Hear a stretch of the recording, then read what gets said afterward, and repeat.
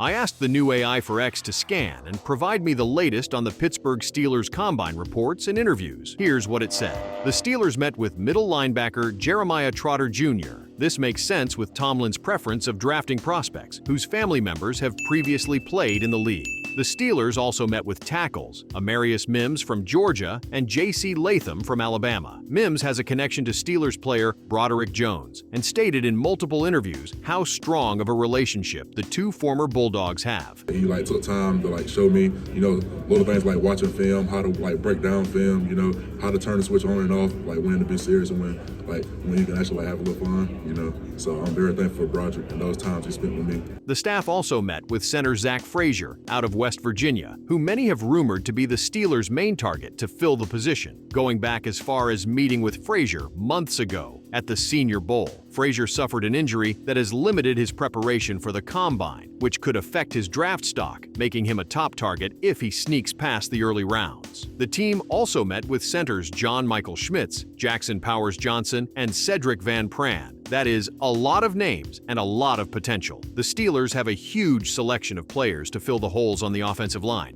One name that has been popping up on a lot of Pittsburgh fans' radars is one Iowa boy named Cooper DeJean. DeJean is a quick and hard-working player that has Pittsburgh grit written all over him. If he falls to the Steelers with the 20th pick, it would be difficult to pass up the pairing of Cooper DeJean across side Joey Porter Jr. Although the white boy corner was not the only defensive back that the Steelers had their eyes on during the Combine. The Steelers met formally with Clemson cornerback Nate Wiggins, who fits the Pittsburgh Steelers cornerback build ideally. Terrion Arnold is another name the Steelers viewed at the position, with Arnold stating how much he would love to play with fellow Alabama alum Minkah Fitzpatrick. This could really beef up our secondary if we do not address the needs during free agency, which begins on March 13th, a little over a month before the 2024 NFL Combine. A highly anticipated but unlikely drafting would be of Romeo Odunze, the speedy wide receiver from Washington. Odunze stated in multiple interviews his interest in playing for the Steelers, but understood the unlikelihood of the team trading up to draft a position that isn't necessary to address. The Steelers also met with national champion defensive end Chris Jenkins, which could be a major steal if he falls to the second or third round. The Steelers holding the 20th pick in the first round, 52nd pick in the second round, and 82nd pick of the third round. The Steelers have lots of options on what to do with these draft picks. Let us know who you think the Pittsburgh Steelers draft with their first 3 picks. The Steel Standards pick are Amarius Mims in the first, Frazier or Jackson Powers Johnson if available in the second, and Chris Jenkins in the third. Let us know what you think of our picks. On an ending note, the Steelers have not formally met with any of the top-named quarterbacks in this year's draft class. The lack of interest in QBs is a bit alarming for Pittsburgh fans, and the question arises of what we will do at that position. The Bears stated early in the week that they are no longer looking for a first-round draft pick for quarterback Justin Fields, and that the Steelers' offer is the highest bid on the table. This is good news for Steelers fans who want a change at the quarterback position. Hopefully, the Steelers don't have to sacrifice too much for a potential trade for Fields, because there is a lot of talent coming into this draft. If you want more video updates like this, make sure to follow the Steel Standard for all things Pittsburgh Steelers.